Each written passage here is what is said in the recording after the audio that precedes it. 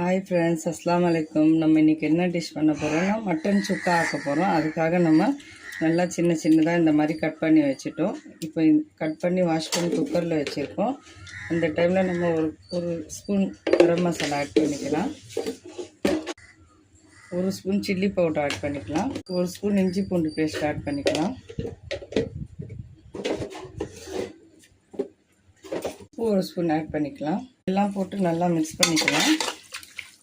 On பண்ணி நம்ம cooker வச்சுருக்கோம். கறி மசாலா எல்லாம் போட்டு மிக்ஸ் பண்ணிட்டோம். இப்போ ஒரு 2 கிளாஸ் தண்ணி போட்டு நம்ம குக்கர் போட்டு ஒரு 6 விசிலுக்கு வேக வச்சிடலாம். மசாலா எல்லாம் மிக்ஸ் பண்ணி 2 கிளாஸ் தண்ணி போட்டிருக்கோம். குக்கர் மூடிட்டு ஒரு 6 விசில் வேக வச்சுட்டு வெந்த பிறகு குக்கர் திறந்து பார்க்கலாம்.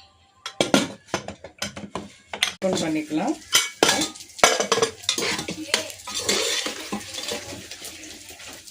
வெந்துச்சா பார்த்துக்கலாம். நல்லா வெந்துச்சு. கடாய் வச்சு கடாயில் ஆயில் போட்டுக்கலாம். ஆயில் போட்டோன்னா இப்போ வேக வச்சது குக்கர்லேருந்து இப்போது கடாயில் போட்டுக்கலாம்.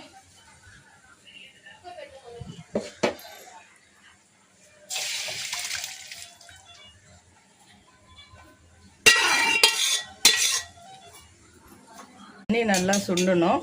சுண்ட பிறகு நம்ம மசாலா எல்லாம் ஆட் பண்ணிக்கலாம். பெப்பர் ஆட் பண்ணிக்கலாம்.